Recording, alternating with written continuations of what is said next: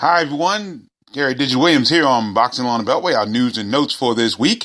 And this week we brought a brand new theme song. Hope you all had a chance to enjoy that. It's actually an old song. It was a song that was on our old Boxing Spotlight TV series back in the day. And it was a very, very important to me back in my day as well. So it was a great time for us. So that was Boxing Spotlight. And it was actually written by my brother-in-law, Charles James. So hope you enjoyed that. And that's going to be the theme for our Beltway Boxing news and notes from this point on. Now, coming up this week, we got some difficult news to talk about a little bit early on, and then we get our new bouts for this week, and then we're going to finish our podcast this week with a non-basketball item that is very important to me personally, and I'm so happy for this man. I don't know what to do. So I want to talk more about that as well. Beltway Boxing News and Notes brought to you by Real-Time Pain Relief. From boxers to ballerinas, the shoulder pain, the muscle strain, and everything in between, Boxing Law and Beltway recommends Real-Time Pain Relief, the natural, safe, fast, plant-based ointment. You rub it on, the pain is gone in real time. Go to freepainoffer.com, buy $10 worth of Real-Time Pain Relief. You get a free $10 tube of Real-Time Pain Relief. Once again, Real-Time Pain Relief. Rub it on, the pain is gone in real time. And we're sponsored by DeborahSpears.com, and DeborahSpears.com has a 20% offer of some of her great jewelry that she has on sale, and it's running right now just for a limited time, however. So if you're a new member to DeborahSpears.com, in other words, you have not bought any jewelry from her at all, you can write new member in the discount code box, and you get not only 20% off your purchase, which includes that big time boxing pendant. If you can purchase that boxing pendant, that's one of the things you'll get 20% off, and also no sales tax and free shipping on DeborahSpears.com. So make sure you support her as well. Well, the sad news we have this week concerns a young man by the name of Aujee Quick Tyler, and unfortunately he was shot and killed this past week at the age of 22 years old. It was an incident that took place over in Southeast D.C., Washington, D.C., and unfortunately Aujee Tyler, we don't know how he got there, why he was there, whether or not he was supposed to be there. We don't know any kind of details about what happened there, but he was killed in that situation. He boxed originally out of Temple Hills, Maryland, and when he was an amateur, he was a good one. He was a two-time national silver glove champion. He was a five-time ringside world champion, and he won titles at the Junior Olympics and the National PAL tournament. Now, in 2015, he signed a professional promotional contract at the age of 16 with Pro Box Management out of Florida. And because he couldn't start fighting in the United States because of that age. You know, he had to be at least 17, in some cases 18, most of the country. And of course, one of his longtime friends was indeed Dusty Harrison, who did start his career at the age of 17. But Tyler had to start his pro career in Mexico, and he was 3-1 with 3 KOs there. And he last fought in November 2016. He lost his last fight there by KO. So this is a tough loss. We have no word on funeral arrangements for Aujee.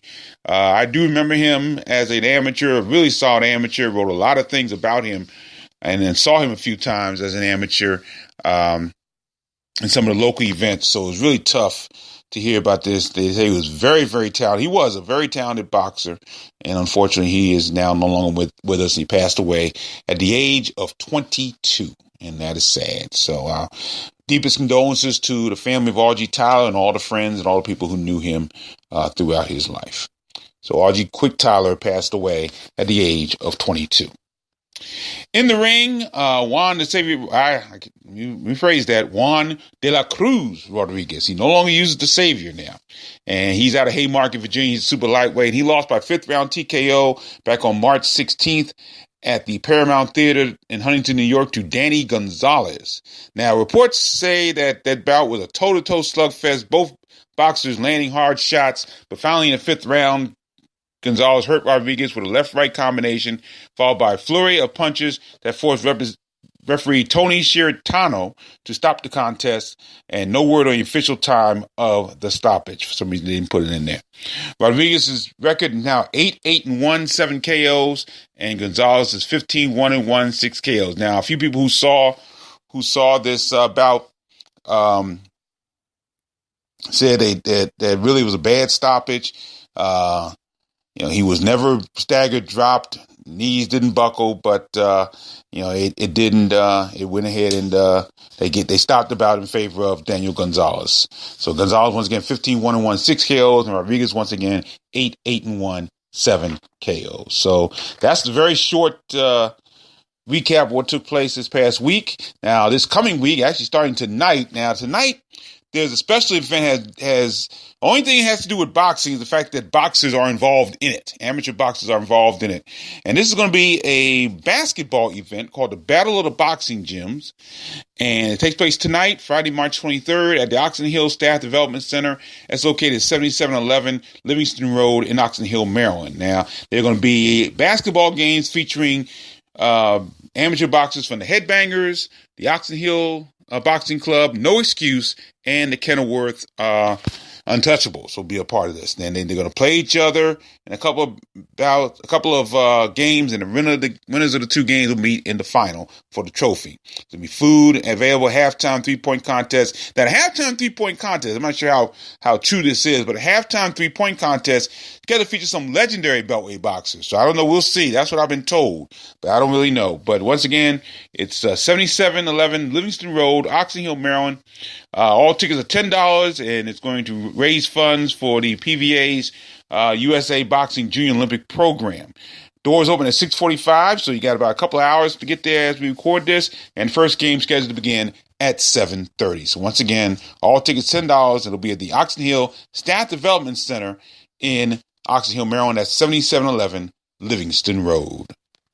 Now, coming up Saturday, March 24th, at the Insel Parkhalle in Hamburg, Germany, Travis Severe Reeves out of Baltimore, the light heavyweight. He will go after the IBO World Light Heavyweight Championship against Kato Murat of Bayern, Germany.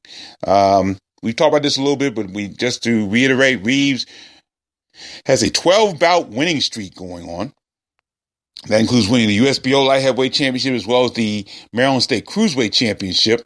And his last outing, he won a 4-round disqualification victory over Josue Obando back on June 17th at the Burns Arena in Baltimore, Maryland. Murat is 31-3-1 with 20 KOs. He's the current IBF International Light Heavyweight Champion and also the European Boxing Union Light Heavyweight Champion. He won that EBU title in the 11th round TKO in his last bout against Dominic Boisel on July 1st in Dresden, Germany. Now, he has tried for the IBF championship on a couple of occasions, actually. He fought Bernard Hopkins and lost that bout. And one of his only other losses was to Nathan Cleverly. So this could be a pretty big bout. And if Reeves can win this, sky's the limit for him. He's ranked among the top 15 in the country in the IBF, I believe it is. I think he's ranked 10th in the world, I believe, in the IBF.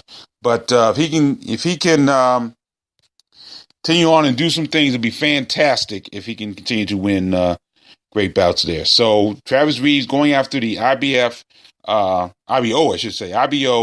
Light Heavyweight Championship. That'll be tomorrow night in Hansburg, Germany. And I'm just getting word. Let me just stop this just for a quick second. Keep going just for a quick second. Just getting word. Okay.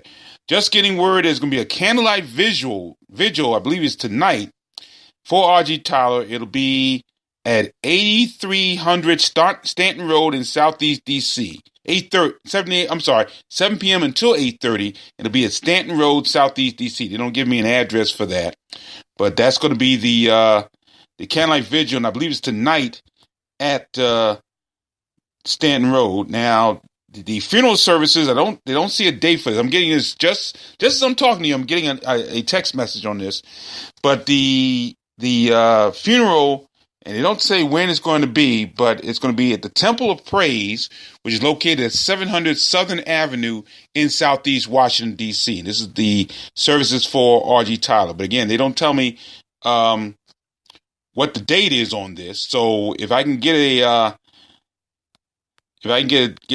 date on this, it'd be great.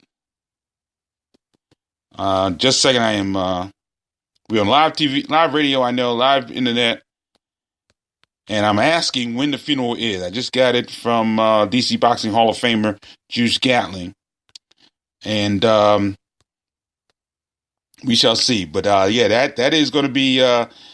I mean, literally, that just came up moments ago on my in my text message. But once again, the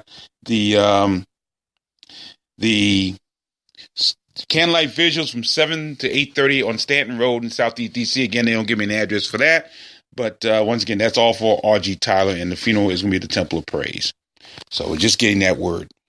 Now, coming up on Friday, March the 30th, at the Fillmore in Philadelphia, Pennsylvania, big bout for Malik Iceman Hawkins out of Baltimore, Maryland. He is 12-0, 9 KOs, taking on Raymond Serrano of Philadelphia, Pennsylvania, and his record is 24-4, and I believe he has 10 KOs. And Hawkins, again, coming off that 7th round stoppage of Juan Jesus Rivera.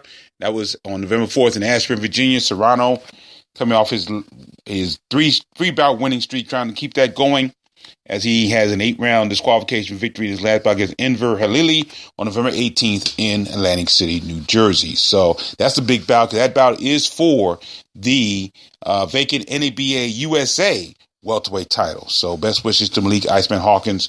That'll be coming up on Friday, March 30th. And again, as we talked about last week as well, Nick Kisner unable to compete on his bout on Friday, March 30th. That was scheduled to be in France against Hervé Lafidi for the vacant WBA Intercontinental Cruiserweight title. Of course, Kisner suffered a rib injury, so he's going to be out for a little bit of time there. And then also on Saturday, March 31st, and this will be at the Marina Bay Sportsplex, located in Quincy, Massachusetts. Linwood Mr. Composure Dozier out of Suitland, Maryland. He's taking on undefeated Carlos Gongora. And I believe Gongora is out of Massachusetts, Bedford, Massachusetts. And he's 11-0. Linwood Dozier 10-18-2. So that's a 6-round bout that's going to be on a card that's actually going to be on ESPN2, but I seriously doubt that bout will be online unless it's a quick night throughout the evening. But Jason Quigley scheduled to be on the co-feature, as well as Damon Allen, and Mark DeLuca is in the main event. No word yet on his opponent, but that's going to be about a card that's scheduled to be on television on ESPN2 and on Watch ESPN. They may have the undercard on Watch ESPN. That's a possibility. So we'll keep you posted on that. So we'll see what happens. And next week, we'll give you a full April schedule. We got a lot of things going on in April. We got a big April schedule coming up. So you will hear a lot about that in next week's podcast. Now, a couple things. Number one, first of all, let me remind you of this. For those of you who are on Facebook, and you'll be able to see this on Facebook. Every Wednesday at 7 o'clock, Juan Marshall and I are starting a Beltway Boxing Facebook Live show. That's on every Wednesday, 7 p.m. Eastern Time. And we just talk about all things Beltway Boxing. And we answer your questions. You have any comments online, we answer your questions. And you can talk to us and give some information, and we just go a couple hours, an hour and a half, 2 hours, on all things Beltway Boxing. So you want to join us every Wednesday night, 7 p.m. Eastern Time on Facebook. Go on Facebook Live. Juan Marshall and I do that for Beltway Boxing. And one of the things we talked about last week on the last show is a question that I received on my blog. And it's a very good question. And it's something I've kind of wanted to talk about, but didn't know how. But I think I will do that for a little bit this time. The question was, where are all the DC Pro cards? It used to be one every few weeks, but there's been nothing in 2018. Why the drought? Well, the answer to that, quite frankly, there are a couple of answers to it. But the big answer to that question is we don't have any boxers. We don't have any boxers that can stay around this area, that are promoters in this area can afford. Now, for the last few weeks, and then ever since the beginning of the year, we've been talking about boxers going all over the place, all over the country, all over the world,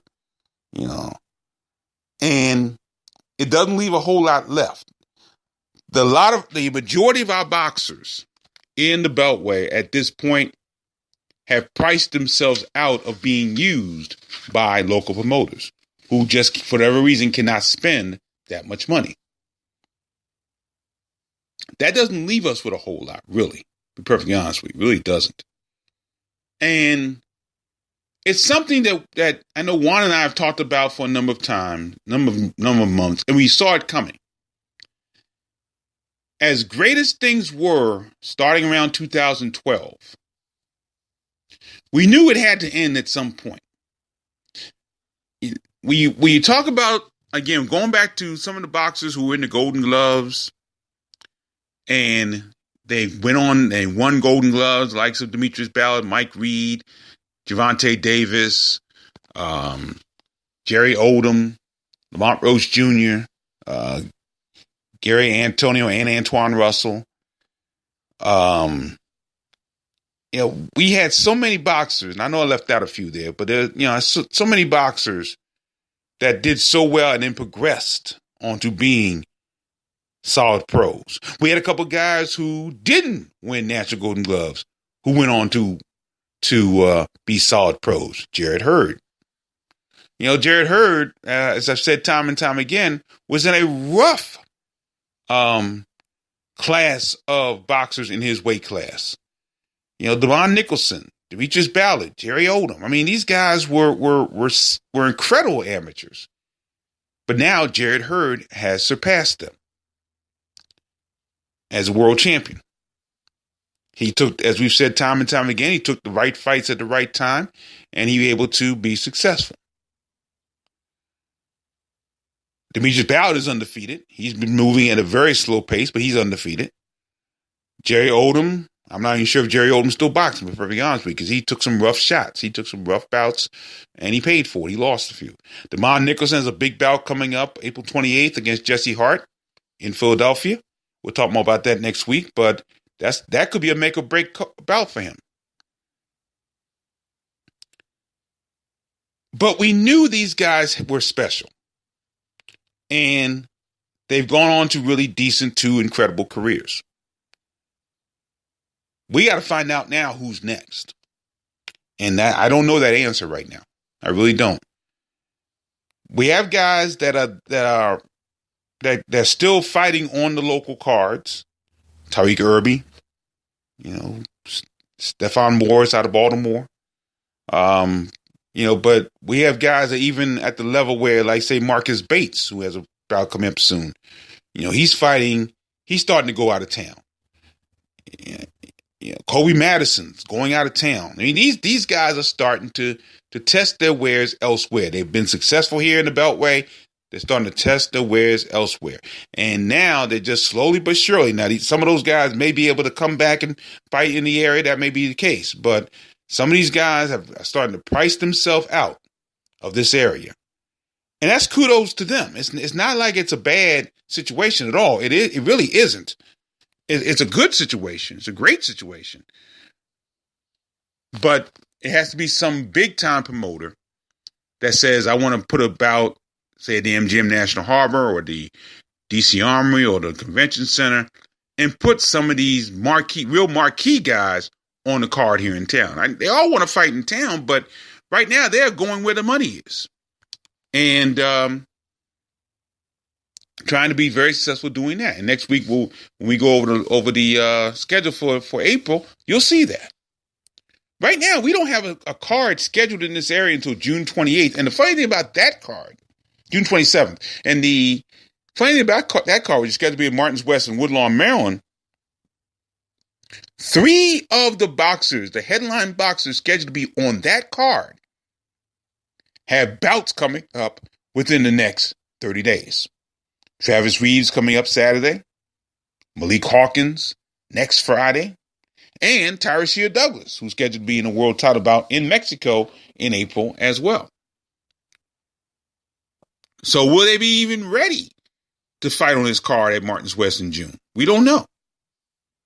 So that's the weird thing about that. That's the weird thing about this situation. But right now, we are in a drought. So all we have are amateur cards right now for the time being. That includes, by the way, the Washington Golden Gloves. Semifinals will be on the Saturday, March 24th at Rosecroft Raceway in Fort Washington, Maryland. Unfortunately, I cannot be there this week. I have to be at another engagement this week. But Juan Marshall and I will be there next Saturday. 2 weeks from Saturday, on Saturday, April 7th, for the Washington Golden Gloves Championships. We'll have Brett at broadcast of that live right here on the Box on the Beltway Google app for Android, and on Spreaker.com and iHeartRadio.com. We'll be on the air about 7:25 p.m. Eastern Time for the 2018 Washington Golden Gloves Championships. Once again, that's Saturday, April the 7th. So we remind you about that. But that's it right now. All we have are solid amateur performances. We don't have any pros scheduled. And again, it's not because they don't want to, but I think promoters are looking at the situation in this area, unless you want to bring some promoters from out of town, and realizing there's not a whole lot here because everybody else has moved on to bigger and hopefully better things. So that's the answer basically to that question, why there's a drought. Now, my final point for today, and this has nothing to do with boxing, so bear with me on this, please, but I have to honor a person that is being honored tonight as we record this Friday, March 23rd. And it's part of a big weekend for he and his former teammates. Back in 1978, I was a freshman in high school here in Washington, D.C. And by that time, I had become a serious basketball fan. And even before then, I mean, back in the early 70s, I remember when the Baltimore Bullets came from Baltimore to Washington, became the Capitol Bullets and then the Washington Bullets. I was a huge fan of theirs. And a guy came on the Bullets team, a shooter out of University of California, who was and is a class act, had the sweetest jump shot you ever wanted to see in your life. His name, Phil Chenier. And he wore number 45 for the Bullets. And he was an incredible player. And they had just gotten Elvin Hayes from Houston in the early 70s, about 72, 73. And of course, they had Wes Unseld, who was the captain. He was the rock. He was a Bullet his entire career. And he was the center, 6'7", but could beat anybody much taller. He played Kareem Abdul-Jabbar like nobody's business, who was 7'2". He could play against Wilt Chamberlain, Nate Thurman, you name it, he played against, and he was outstanding and had the greatest outlet pass you ever wanted to see in your life. So in 1975, the Bullets set a team record, which still stands to this day, for the most wins in a season. They won 60 games, 16-22, under head coach K.C. Jones at that time, the former Boston Celtic great. And they swept on through the playoffs until they played the Golden State Warriors, which featured the likes of Rick Barry, Nate Thurman, Clifford Ray, and a rookie by name of Keith Wilkes back then, later become Jamal Wilkes. And Rick Barry and the Golden State Warriors, coached by Al Attles. And I believe it was the first time, that two African-American coaches coached in the NBA title game, in the championship series. Because Al Attles was the coach at Golden State at that time. And the Warriors swept the Bullets 4-0. It made it look very easy that year. But the Bullets were always consistently good. They always won what was called the Central Division back then. And then in 1978, the Bullets, who were, I believe, the third-seeded team in the Eastern Conference, they went all the way, and they won the NBA title in 1978. Now, this weekend, they're celebrating not only the Bullets' championship. This is the 40th anniversary this year of the Bulls championship, which, by the way, Phil Chenier did not get a chance to play much that year because he was injured. He got injured early in the year and couldn't play the entire year, the rest of the year. So while the Bulls were going on to win the championship against Seattle, and of course, as the song says, they got by the Iceman and the San Antonio Spurs, George Gervin and the San Antonio Spurs, and Philly was stunned. Dr. J and Philly, Julius Erving and Philadelphia was stunned, and they went on to win the title. And it was sad in a way that Phil Chenier could not be a part of that really on the court. And what made him sad is the guy who replaced him, Kevin Greavy, was outstanding that year.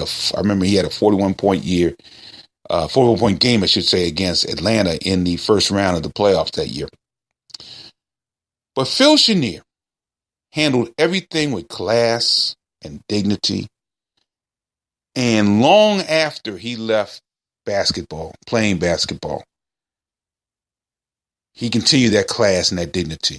For 20 years or so, for more than 20 years. I think he did it for 30 years total because he worked with James Brown and a couple other people. But for 20 years, he and a broadcaster here locally by the name of Steve Buckhantz were a solid basketball commentary team for the Bullets/Wizards. And they were incredible. And unfortunately, for some reason, they decided to take Chenier off the broadcast. I don't know why. I think it's ridiculous. Placed him with Carol Lawson, the well-known University of Virginia basketball player, she's good. Don't get me wrong. She's good, and they still make a good team, but he and Buckhantz and Chenier were fantastic. I got a chance to know Phil Chenier because his son, Phil Jr., played at Howard University. My last couple years over at Howard, I announced the games that he played in and got to meet him on a number of occasions, got to talk to him a little bit, and great guy, great person. Well, tonight, as we record this, they're going to hang Phil Chenier's jersey from the rafters of the Capital One Arena. And it's kind of ironic it's called the Capital One Arena now because it's about as close we're going to get to the Capital Center where Chenier played his basketball. But he's going to join Elvin Hayes, Wes Unseld, the late Gus Johnson, and Earl the Pro Monroe as the 5 Bullets who have their jerseys retired by the organization. Again, it couldn't happen to a nicer guy. Couldn't happen to a classier guy. And it's going to be great to see that. Now, I plan to be watching. I won't be there the course of the game, but I do plan to watch tonight. And hopefully they'll show, I'm sure they will. They'll show that halftime ceremony with Phil Chenier. And number 45 going to the rafters. And what a great guy he is. No question about that. And I wish him continued success, continued best wishes. Just a wonderful person. Phil Chenier is number retired from the Washington Bullets/Wizards organization. We thank you. And I thank you for indulging that. I just had to say that. He was just a fantastic person he was. So once again, next week, we will have the full April schedule. And 2 weeks from Saturday, we will be live at Rosecroft Raceway in Fort Washington, Maryland for the Washington Golden Gloves Championships. So thanks for joining us in on Box on the Beltway. And one more quick note from Juice Gatling. The service for Aujee Tyler will be on Thursday, March 29th. And the viewing will be at 10 a.m. The service at 11 a.m. That'll be at the Temple of Praise in Southeast Washington, D.C. We'll talk more about that on the blog a little bit later on. So that'll do it here for another edition of Beltway Boxing News and Notes. Beltway Boxing News and Notes once again brought to you by Real Time Pain Relief. The natural, plant-based, safe, fast, and effective ointment. Go to freepainoffer.com. Buy $10 worth of real-time pain relief. You get a free $10 tube of real-time pain relief. Rub it on. The pain is gone in real time. And don't forget DeborahSpears.com, where you can get 20% off if you're a new member. Don't get that nice boxing pendant that's on there on that site. You can get that as well.